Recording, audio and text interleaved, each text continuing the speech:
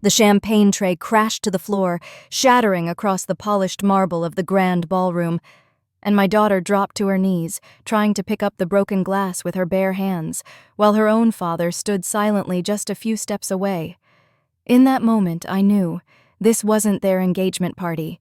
It was the trial of our dignity. I'm Lena Ray, once the maid who married the rising legal star, then cast out of the story like a cheap supporting role. But that night, I didn't just reclaim my own worth. I gave my daughter the most important lesson of her life. Before I tell you what made that entire room fall silent, let me know where you're watching from in the comments. And if you've ever been underestimated because of your background, hit like and subscribe. Trust me, you'll want to hear how this ends. The smell of lavender still makes me think of the day Marcus left. 3 years ago, he'd splashed on his expensive cologne, the one his mother bought him every Christmas, and told me he was upgrading. That's the word he used. Like I was an old phone that couldn't run the latest apps anymore. I remember standing in our kitchen, Nadia's cereal bowl still on the counter, and watching him pack his things into boxes labeled in his mother's handwriting. Vivian had probably been planning this for months. She'd never liked me. "A maid," she'd whispered at our wedding, loud enough for her friends to hear. My son married the help. It wasn't entirely wrong. I had been cleaning houses when Marcus and I met, but I'd also been taking night classes, studying until my eyes burned, determined to build something better. He'd seen that drive in me once, called it inspiring. But inspiration, I learned, has an expiration date in the Wellington family. Now, 3 years later, my hands don't smell like bleach anymore. They smell like printer ink and coffee, the scent of late nights at the office, of grant proposals and community meetings. I run New Roots, a nonprofit that brings educational programs to underserved neighborhoods. We started in my living room with 5 kids and donated books. Now we serve over 3,000 families, but I keep that quiet, especially from the Wellingtons. Nadia knows, though. My daughter sees everything. At 11, she has Marcus's sharp cheekbones, but my stubborn chin. She watches me work at the kitchen table, spreading out spreadsheets where her father's legal briefs used to be. Sometimes she brings me tea without being asked, setting it down gently like she's handling something precious. "Mom," she said last week, finding me staring at an old photo. "Are you happy now?" I'd looked at her. Really looked. Her school uniform was secondhand but pressed perfectly. Her backpack had a small tear I'd mended with colorful thread, turning it into a flower design. We lived in a 2-bedroom apartment now, not the Wellington estate. But her eyes were bright. "Yes," I told her. "I am." She nodded, satisfied, and went back to her homework. That's when I noticed she'd been drawing. Not the assignment, but a picture of 2 figures holding hands. One tall, one small, both standing straight, heads high. We'd learned together, Nadia and I, how to hold our heads high, even when the world tried to push them down. The invitation arrived on a Tuesday. Expensive cardstock, gold embossing, the Wellington family crest pressed into wax. I almost threw it away without opening it. I knew that crest too well, but Nadia had already seen it. "Is that from Dad's family?" she asked, her voice carefully neutral. She'd learned that tone from me. I slid my finger under the seal. Inside, Vivian's handwriting flowed across the page like a river of judgment. "You are cordially invited to celebrate the engagement of Sophia Wellington to Harrison Blackwell III. Your presence is requested, along with Nadia, who we hope might assist with light serving duties. It would be good for her to learn proper etiquette and the value of honest work." My stomach clenched. Light serving duties for my daughter at her aunt's engagement party. "What does it say?" Nadia peered over my shoulder. I couldn't lie to her. We'd promised each other. No lies, no matter how much the truth hurt. "It's Aunt Sophia's engagement party. Grandma Vivian wants us to come." Her face lit up. "Really? We're invited?" The hope in her voice broke something inside me. She hadn't seen her father's family in over a year, not since Marcus decided visitation was too complicated with his new girlfriend. "She wants you to help serve," I said quietly. Nadia's smile faltered for just a moment. Then she straightened her shoulders. That gesture I knew so well. "That's okay. I like helping. Baby, you don't have to. I want to go." She looked at me with eyes too wise for 11. "I want to see them, and maybe Dad will be there." There it was. The reason I couldn't say no. Not to Vivian's veiled insults or Sophia's calculated cruelty, but to my daughter's quiet hope that her father might remember she existed. I spent the next week preparing, not just choosing clothes, though I agonized over every option, knowing nothing would be good enough for Vivian's standards, but preparing Nadia. We practiced in our kitchen, me pretending to be various Wellington relatives while she served imaginary drinks. "Remember," I told her, balancing a tray of water glasses, "you serve from the left, clear from the right, and if anyone says something mean, I smile and move on," she recited, "because their words don't define me." "That's right." I set down the tray, pulled her close. "And if it gets too hard, we leave. No questions, no explanations. We just go." She nodded against my shoulder. "Mom? Why do they want me to serve? Don't they have people for that?" I stroked her hair, searching for words that wouldn't poison her against her father's family. "Sometimes people need to feel bigger by making others feel small, but that's their problem, not ours." The morning of the party, I dressed carefully. A simple black dress, appropriate for blending into the background. Nadia wore her best outfit, a navy blue dress we'd found at a consignment shop. She'd polished her shoes until they gleamed. "You look beautiful," I told her. She smiled, then bit her lip. "Do you think Dad will think so too?" I kissed her forehead instead of answering. Some hopes are too fragile for truth. The Wellington estate looked exactly as I remembered.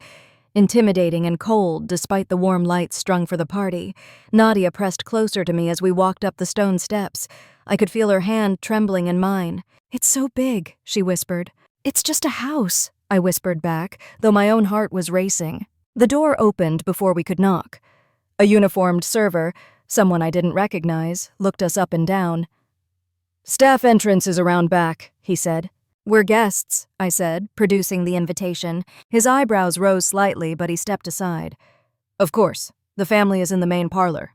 The moment we entered, I felt the shift in the air. Conversations paused, heads turned. I recognized some faces. Marcus's cousins, family friends, business associates. Their expressions ranged from surprise to barely concealed disdain. "Is that Lena?" someone whispered. "What is she doing here?" "Look at the child. Pretty thing. Shame about the circumstances." I kept walking, Nadia's hand still in mine. The parlor opened before us, decorated in white and gold. Sophia stood at the center, radiant in a designer dress, surrounded by admirers. Her eyes found mine across the room, and her smile sharpened. "Lena!" She glided over, air-kissing my cheeks. "How brave of you to come." Her gaze dropped to Nadia. "And you brought your little helper. How wonderful." "Her name is Nadia," I said quietly. "Your niece." "Of course." Sophia's laugh tinkled like breaking glass. "Mother mentioned you'd be assisting. The serving uniforms are in the kitchen. Do hurry, guests are arriving." Before I could respond, Vivian appeared. My former mother-in-law looked exactly the same. Pearl necklace, silver hair, and a perfect chignon, eyes like winter. "Lena." She didn't bother with fake pleasantries. "The kitchen staff will show Nadia what to do. You may wait in the breakfast nook." "I'm staying with my daughter," I said. "Don't be difficult." Vivian's voice could have frozen fire. "This is a good opportunity for the child to learn proper service. Unless you'd prefer she end up—" Her gaze swept over my dress, my shoes, my carefully styled hair. "Well, like you." Nadia's hand tightened in mine. I looked down at her face. She was trying so hard to be brave. "It's okay, Mom," she whispered. "I can do it." My heart cracked. "Are you sure?"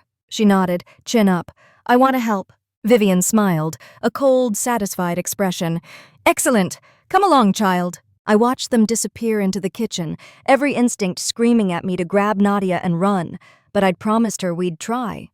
So I found my assigned spot, a small table in the breakfast nook, positioned where I could see the party but remain properly invisible. The humiliation was deliberate, surgical. Servers moved past me without acknowledgement. Guests who recognized me looked away quickly, as if poverty might be contagious. I sat there, spine straight, watching through the doorway as Nadia emerged with a tray of champagne flutes. She moved carefully, concentrating on every step. Her dress, the one she'd been so proud of, looked shabby next to the server uniforms, but she kept her head up, offering drinks with a small smile. "Oh my," someone said loudly. "Isn't that Marcus's daughter? Poor thing, having to work, though I suppose it's in the blood. Laughter rippled through the group. Nadia's cheeks flushed, but she kept moving. At least she's learning early, another voice added. Better than false expectations. I gripped my hands together until my knuckles went white. Every word was a knife, but pulling Nadia out now would make it worse. She'd think she'd failed. So I sat there, invisible in my designated corner, watching my daughter serve champagne to people who saw her as entertainment. The party reached its peak as the sun set. Fairy lights twinkled on the terrace, and laughter grew louder with each round of drinks. I'd been sitting for 2 hours, watching Nadia make countless trips between kitchen and guests. Her feet must have been aching, but she never complained. Then I saw him. Marcus. My ex-husband entered through the French doors, a blonde woman on his arm. Designer dress, designer smile, designer laugh. The upgrade, I supposed. He spotted Nadia first. I saw the moment of recognition, the slight stiffening of his shoulders, the way his smile became fixed. But he didn't go to her, didn't acknowledge his daughter carrying a tray almost too heavy for her arms. He simply steered his girlfriend in the opposite direction. Nadia saw him too. Her whole body went still, tray trembling. A champagne flute tipped, spilling golden liquid across the white tablecloth.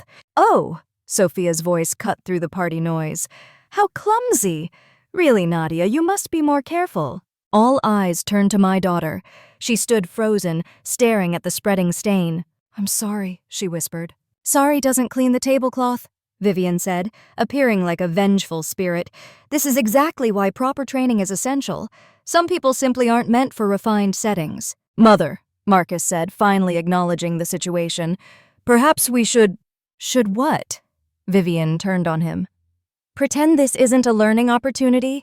The child needs to understand her place in the world. Better now than later." I stood up. I couldn't watch anymore, but as I stepped toward the parlor, Vivian's voice rose, addressing the entire room. "Ladies and gentlemen, if I might have your attention for a moment." She clinked her fork against her champagne flute. "I wanted to take this opportunity, at my daughter's engagement celebration, to speak about family values." My blood turned to ice. I knew that tone. "The Wellington family has always prided itself on excellence," Vivian continued, "on maintaining standards, on knowing the difference between those who belong and those who serve." Guests murmured their agreement. Nadia stood in the center of the room, tray clutched to her chest like armor. "Some people," Vivian's eyes found mine across the room, "believe they can rise above their station through marriage, but breeding will out, as they say. And now we see the next generation learning their proper place." "Hear, hear!" someone called out, raising a glass. "Take tonight's little helper." Vivian gestured to Nadia. My former daughter-in-law insisted on bringing her, despite my generous offer to include her in the service staff. At least the child is learning valuable skills. Her mother certainly has none to teach her. Laughter rippled through the room. Cruel, careless laughter. Nadia's face had gone pale. "In fact," Vivian warmed to her theme, "I dare say this is the most useful the child has ever been. Certainly more than her mother, who couldn't even keep a simple household running, much less a marriage." "That's enough." The words came out of my mouth before I could stop them. The room turned to stare. I stood in the doorway between the breakfast nook and parlor, no longer invisible. "Ah, Lena speaks." Vivian's smile was vicious. How unexpected. Usually she's quite good at staying quiet. It's her one skill. I said that's enough. I moved into the room toward my daughter. "Is it?" Vivian stepped between us. "I'm simply stating facts. You were a maid when Marcus found you. You remained essentially a maid during your marriage. And now, freed from the burden of pretending otherwise, you've returned to your natural state. Cleaning up after others, I assume?" "Mom," Nadia whispered. "Don't worry, child," Vivian said, not looking at her. "You're young. You can still learn to be useful. Unlike your mother, who confused a few night classes with actual worth." The room was silent now, watching the spectacle. I saw Marcus in the corner, his face carefully blank. His girlfriend whispered something in his ear. "You know what I find most amusing?" Vivian continued. "She actually believed she belonged here once, thought a ring could change what she was. But we all knew better, didn't we? Even Marcus eventually came to his senses." "Stop." Nadia's voice was small but clear. "Please stop." Vivian finally looked at her granddaughter. This is a lesson, child. Your mother's choices have consequences. Her inability to know her place has led you here, serving drinks to your betters. But don't worry. We'll make sure you learn what she never could. The tray slipped from Nadia's hands. It clattered to the floor, champagne flutes shattering in a cascade of glass and gold. The sound seemed to echo forever in the sudden silence. "Oh dear," Vivian said, voice dripping with false concern. "It seems clumsiness runs in the family as well." Nadia dropped to her knees, trying to gather the broken pieces with her bare hands. I'm sorry. Don't. I rushed forward, pulling her back. "Don't touch the glass, baby." "How touching," someone murmured. "She does care about something." I looked up at the circle of faces, some amused, some uncomfortable, none kind. These people who had once welcomed me, grudgingly, conditionally, now watched like it was dinner theater. "Get up," I whispered to Nadia. "We're leaving." "But I haven't—" Her voice broke. "I wanted to do it right. I wanted them to see—" "See what?" Vivian interrupted. "That you're different? That you're special? Child, you're your mother's daughter. That's all anyone needs to know." I stood, pulling Nadia with me. My hands were shaking now, rage and hurt tangling in my chest. "You're right, Vivian. She is my daughter, which means she's strong and kind and worth more than everyone in this room combined." "Delusion," Vivian said to the room at large. "It's almost sad." "Mom," Nadia tugged at my hand. "Please, can we just go?" But I couldn't move. Not yet. Because I saw it then, Marcus, still in his corner, still silent. His daughter was crying, and he just stood there. "Marcus," I said quietly, "your daughter is hurt." He shifted uncomfortably. "Lena, this isn't the time." "When is the time?" My voice cracked. "When is the time to be her father? When she's serving drinks at your sister's party? When your mother calls her worthless? When exactly do you remember you have a daughter?" "Don't be dramatic," he said, but his eyes couldn't meet mine. "Dad?" Nadia's voice was so small. "Don't you want to—" "Nadia, sweetheart," the blonde woman said, stepping forward with a practiced smile. "Why don't you go clean up? You've made quite a mess." That did it. That was the moment I felt something inside me break and reshape into something harder, clearer. "No," I said. "Excuse me?" The blonde woman blinked. "No, she won't clean up. No, we won't leave quietly. No, I won't pretend this is acceptable." I looked around the room. You want to know what's really sad? All of you, in your designer clothes and inherited wealth, watching an 11-year-old girl be humiliated for your entertainment. That's sad. "How dare you?" Vivian started. "I'm not finished." My voice came steady now. "You think you're better than us because of your name, your money, your connections. But my daughter has more grace in her little finger than you've shown in your entire life. And I've built more with my own hands than any of you have ever created." "Built?" Sophia laughed. "What have you built, Lena? A life in a 2-bedroom apartment?" "A life of purpose," I said. "A life where my daughter knows her worth doesn't come from her last name or her bank account. A life where—" The lights flickered. Then the massive TV screen on the wall, installed for the party, suddenly blazed to life. "Oh, for heaven's sake!" Vivian snapped. "Harrison, turn that off!" Sophia's fiancé fumbled with the remote, but the screen remained on. The local news logo appeared. "We apologize for the interruption," the anchor said, "but we're going live to the Governor's Education Summit for a special announcement." "Turn it off!" Vivian commanded, but it was too late. The screen filled with a familiar scene, the community center where I spent most of my days, where New Roots had transformed empty rooms into libraries, computer labs, art studios. "Ladies and gentlemen," the governor's voice boomed through the parlor speakers, "tonight we honor 10 individuals who have revolutionized education in our state. These leaders have shown that real change doesn't come from the top down, but from the ground up." "Harrison," Vivian's voice was sharp. "The remote!" "It's not working," he said, pressing buttons frantically. The screen showed a familiar building, our community center, children reading in the library we'd built, teenagers working on computers donated through grants I'd written at my kitchen table. "Our third honoree," the governor continued, "is someone who proves that one person can change thousands of lives. Starting with just 5 children and donated books, she built an organization that now serves over 3,000 families in underserved communities." My throat closed. I knew what was coming, but it didn't seem real. She took personal trauma, a difficult divorce, financial hardship, and transformed it into purpose. Today, New Roots is a model for community-based education nationwide. The room had gone completely silent. Even Vivian stood frozen. Please join me in celebrating Lena Ray, CEO and founder of New Roots, recipient of this year's Excellence in Education Leadership Award. My photo filled the screen. Not the polished headshot they'd requested, but one taken candidly. Me reading to a group of children covered in finger paint, laughing. "Is that?" someone whispered. "Additionally," the governor continued, "I'm pleased to announce that New Roots has been selected for a $5 million federal grant to expand their programs statewide. Ms. Ray's innovative approach to education equity has caught the attention of the Department of Education." The news cut to pre-recorded footage. There I was, in my office, the one Vivian had just mocked, speaking to the camera about our mission, our vision, our results. "The real heroes," my recorded voice said, "are the children who show up every day, ready to learn despite their circumstances. They remind me that dignity isn't about where you come from, it's about where you're going." The screen went dark. The silence in the room was deafening. I felt Nadia's hand slip into mine. When I looked down, she was standing straighter, tears still on her cheeks, but something new in her eyes. Pride. "Mom?" she whispered.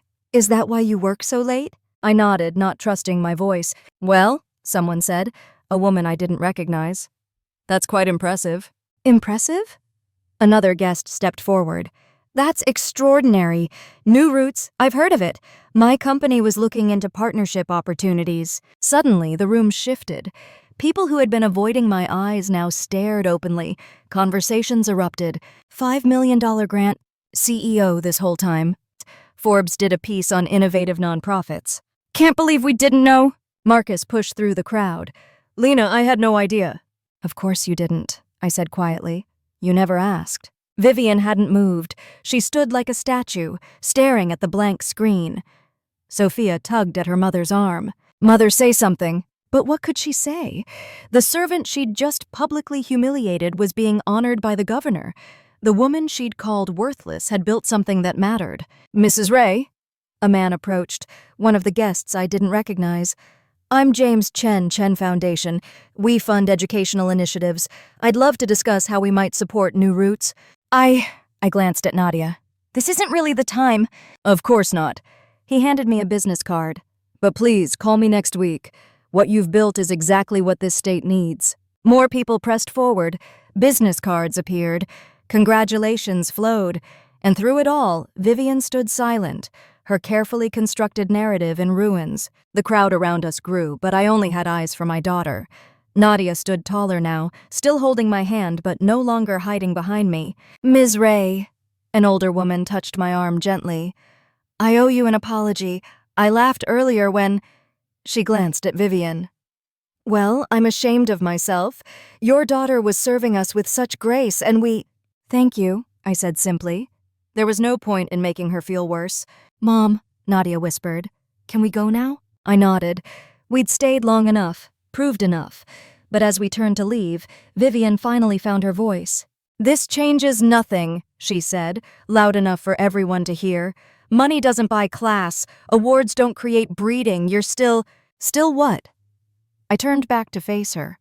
"Still the maid Marcus married? Still the woman who wasn't good enough for your son? Still beneath you?" The room held its breath. "You know what's funny, Vivian? You're right. I am still all those things. I did clean houses. I did come from nothing.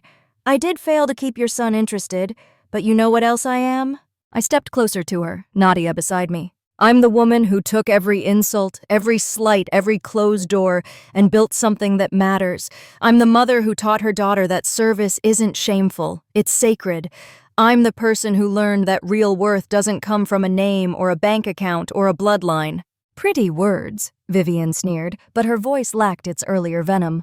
"No," I said. "True words.